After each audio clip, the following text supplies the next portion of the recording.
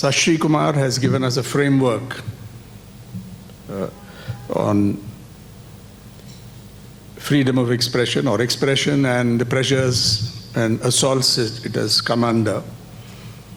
So the theme I chose, so as not to overlap or be redundant, is the question of justifications or rationales for freedom of expression, which I will use interchangeably with free speech. It's one and the same. Freedom of speech and expression, let's call it free speech or freedom of expression, or freedom of speech or freedom of expression. The freedom scholars, there is a rich philosophical literature on free speech. There is also a rich legal literature on this subject.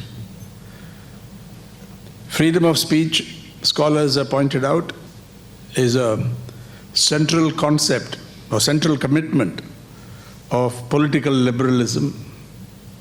It's also a principle of positive constitutional law in virtually all modern constitutions, and it is also a principle of international human rights law.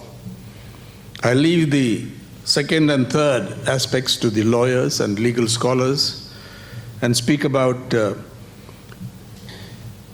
free speech or freedom of speech as a political idea and or set of ideas and an ideal. So we need to justify once again, taking into account all the changes that have happened since the original, the classical texts of political liberalism were written.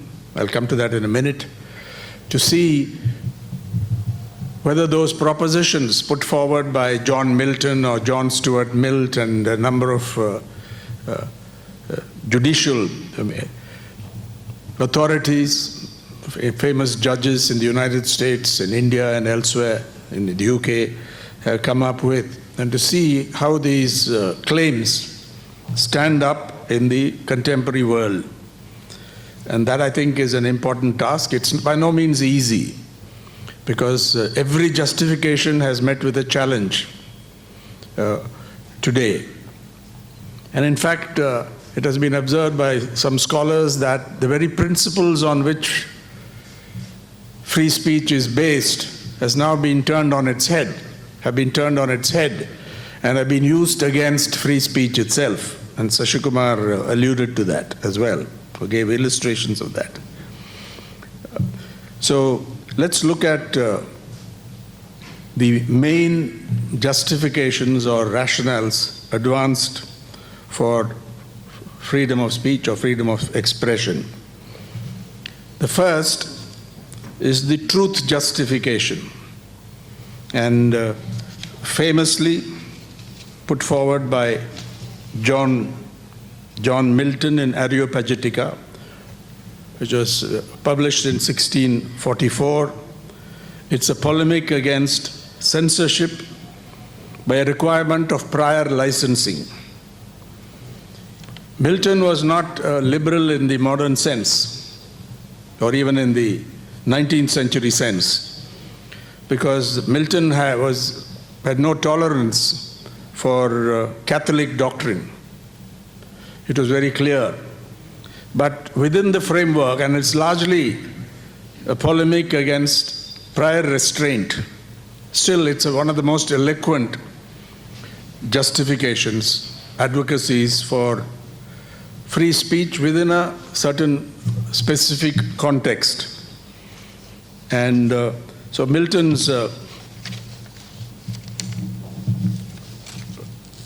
famous, just a minute.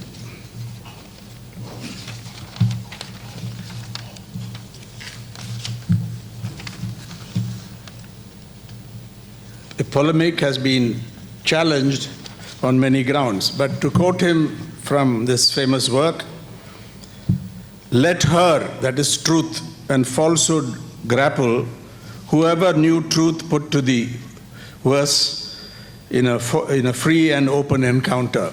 Those are the key words in this polemic, and it had a tremendous influence on everything, on political thought ever since that work, with all its limitations, came out. Excuse me.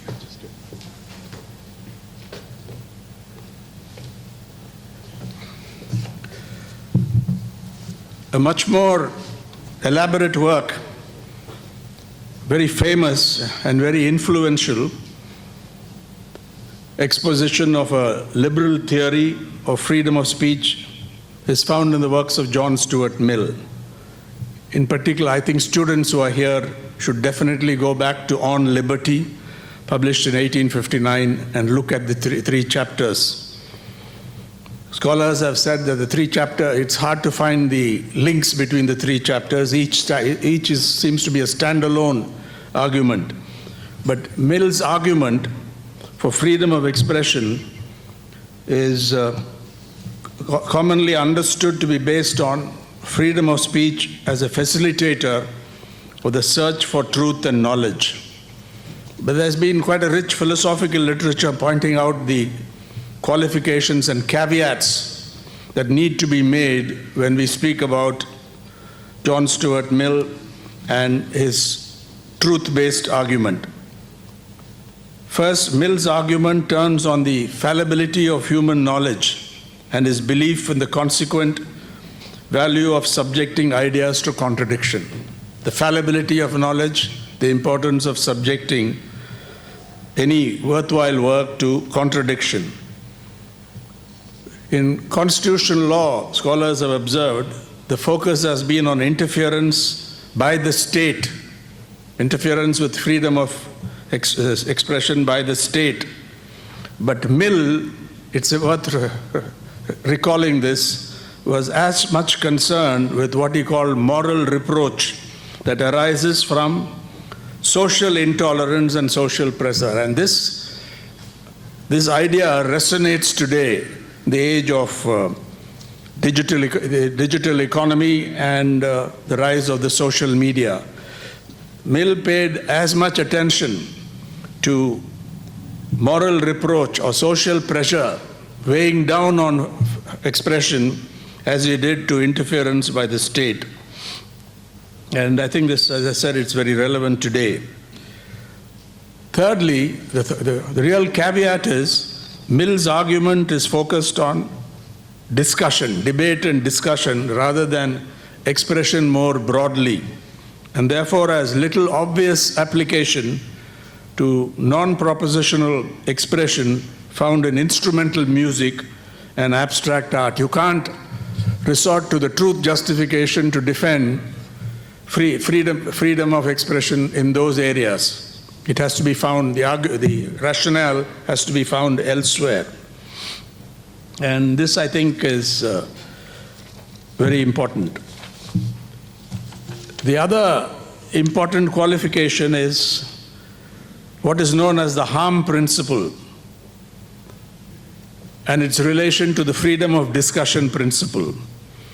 And in chapter 1 of On Liberty, Mill articulates the central purpose of his essay as a whole. And he says that the sole end for which mankind are warranted, individually or collectively, to interfere with the liberty of action of any of their number is self-protection. The only ground on which you can interfere with these freedoms, not just freedom of expression, is self-protection. The only purpose for which power can be rightfully exercised over any member of a civilized community against his will is to prevent harm to others. So this is the famous harm principle, but what relationship it bears to freedom of discussion, the freedom of discussion principle is not dealt with in On Liberty or anywhere else, and it's a subject of speculation by a number of philosophers who are concerned with, because this was a very influential text, and so on. So the truth justification runs into trouble. The US Supreme Court resorted to it in a famous dissent. It had its influence, But legal scholars point out that it is not only the truth justification that is invoked on First Amendment issues in the US. There are other arguments as well. So that's the first claim, the truth justification.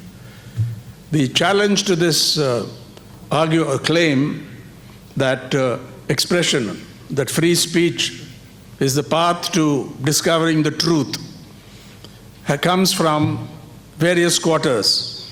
And for example, it is pointed out that there is transcendent truth, which of course appeals to religious and spiritual sources, and there is fact-based truth, at least two major categories. There may be more. So far as transcendent truth is concerned, political scholars have nothing to say on that. Somebody may claim to be the possessor of transcendent truth, as in the case of religions, but we are not concerned with that here when we search for truth. So far as fact-based truth is concerned, how it relates to freedom of discussion and so on needs to be explained.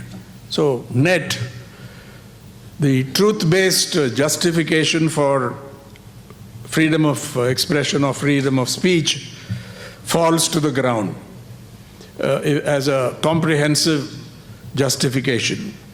The second line of argument relies on the connection between freedom of speech and autonomy, the autonomy-based justification.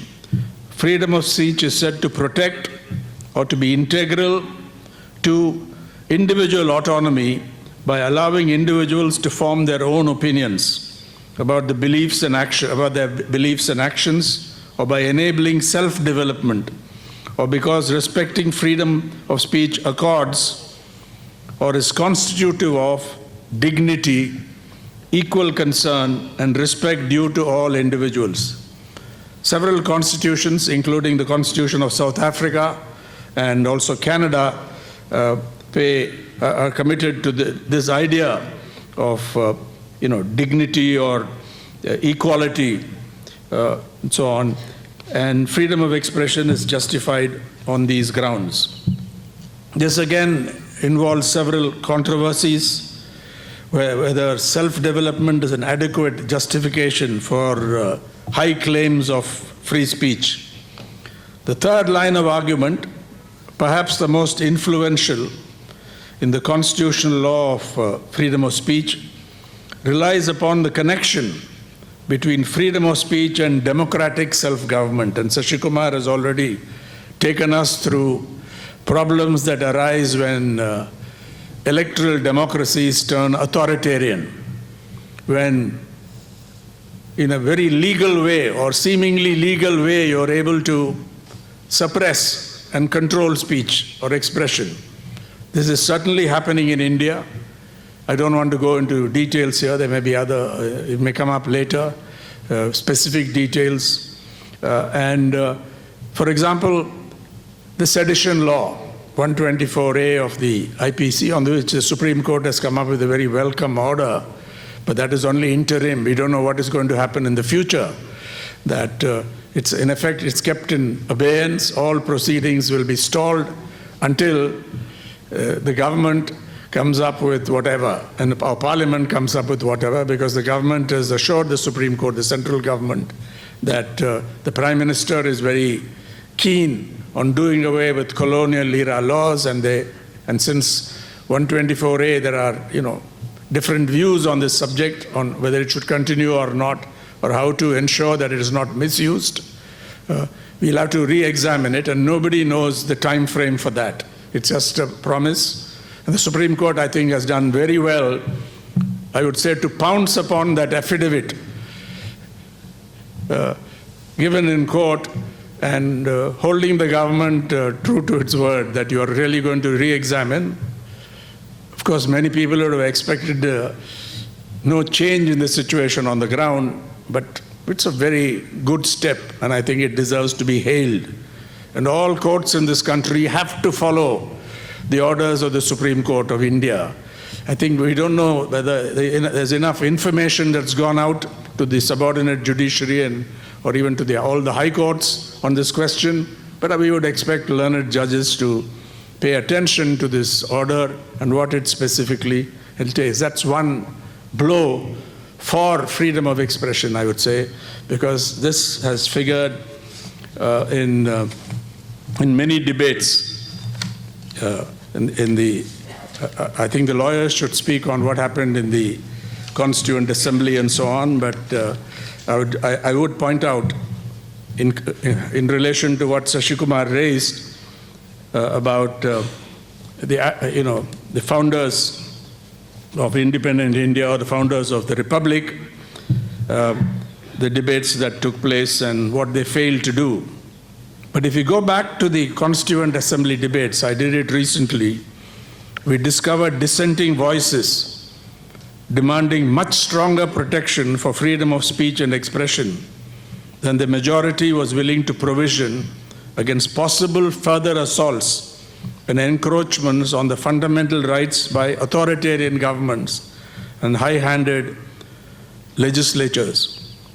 Somnath Lahiri, Damodar Swarup Singh, K.T. Shah, Sardar Hukum Singh, and Pandit Thakur Das Bhargava were among those who argued doggedly and persistently against the free hand being given to the state to restrict and negate freedom of speech and expression by allowing the state to impose restrictions on it on various grounds. And that is Article 19.2, where under 8 heads, the government is given, or governments are given wide powers, overbroad powers to place restrictions. The one thing that, of course, the First Amendment didn't do any good for this, but it did good in one respect, because, as you know, the word reasonable was introduced by the First Amendment. It had been left out earlier in the original Constitution, but in the First Amendment, the word reasonable for reasonable restrictions was introduced, which has given us some leeway to question, because reasonableness has to be judicially determined, case by case, whether it's reasonable or not, or the law by law. So I think that was there. The dominant group, assured of the support of an acquiescent majority, would not budge from its conservative position on this issue that freedom of speech and expression needed much stronger protection against future encroachments. The dissenters, interestingly, also wanted freedom of the press to be guaranteed explicitly and separately as a fundamental right, instead of being treated as an implied freedom. But as I said, the conservative position prevailed on both issues, and the tyranny of the drafting committee, as a frustrated Bhargava put it in one point in the proceedings, prevailed. As a fortuitous moment when tensions were running high in the debate, the leadership caved in, with the result that the Assembly adopted in a slightly modified way Bhargava's amendment that the restrictions imposed by any existing or prospective law on various rights guaranteed by Article 13.1, which eventually became Article 19.1 of the Constitution, should be reasonable. The rights thus protected and made justiciable, they are quite formidable: right to assemble peaceably and without arms, to form associations or unions, to move freely throughout the territory of India, to reside and settle in any part of the territory of India, to acquire, hold, and dispose of property, and to practice any profession, Article 19.1g, or carry on any occupation, trade, or business. Unfortunately, Bhargava's demand that the qualification reasonable should apply to existing or prospective laws restricting freedom of speech and expression was rejected and found no place, as I mentioned, in the original Constitution of India. And it was only through this unfortunate, the First Amendment enacted in 51 in response to certain judicial decisions relating to fundamental rights, and which expanded the scope of the exception subclause, Article 19.2, that the word reasonable was introduced, I think perhaps in an absent-minded way, to qualify restrictions they had a real point on, it only emphasizes how conservative they were, how non-progressive they were when it came to protecting freedom of speech and expression at that point of time. And the dissenters, if you read them today, have done us proud. All of them, some from the left, some from the center, some even from the right, demanded this. And I think this is a very important point. As for the demand that freedom of the press should be guaranteed separately or independently, Dr. Ambedkar, unfortunately speaking for the leadership, rejected the demand on the grounds that the press is another way of stating an individual or a citizen, and that the press has no special rights which are not to be given or which are not to be exercised by the citizen in his individual capacity, and that the editor of the press or the manager are all citizens, of course, and therefore when they choose to write in newspapers, they are merely exercising their right of expression. And in my judgment, therefore, no special mention is necessary of the freedom of press at all. So it was a very conservative position. The constitution makers did go back on promises made during the freedom struggle, because I think an important part of the freedom struggle was fighting for freedom of speech against the censorship by the British colonial Raj. It was an important part of that. But of course, faced with a very difficult situation, partition and all that, I think they went back on this, and we are faced with a problem. But the problem is not just with those provisions in 1902. Out there, in the digital economy, in the social media, there are many forces which are trying to control and suppress freedom of expression from different sources. And it's become very clear recently, this about the whole debates in India about hate speech. India, I think, is almost on a par with the United States when it comes to hate speech through the social media, because the social media are rampant. India has the highest number of users of Facebook, one of the highest for WhatsApp and so on, which is a closed group. And the damage that trolls and other hate mongers, often putting out religious themes, religious hate, put out is a serious constraint on free speech. And of course, you have the whole challenge of disinformation and misinformation. There's a whole discussion on this. We've seen it even during the pandemic, how much disinformation there is, and about the history and so on. I won't go into these areas, but these are some of the issues that have come to the fore. And as Dr. Surana pointed out earlier, the significance of the rise of technology, Sashi Kumar pointed out when he spoke about threats, the pressures and threats to the press. I think we need to discuss it. I have some thoughts on what to do about freedom of expression, but there's no time to put them out today. But I think at the end of this exercise, including the panel discussion, we should come to some kind of view or set of views on what is to be done for the future of expression. Thank you very much.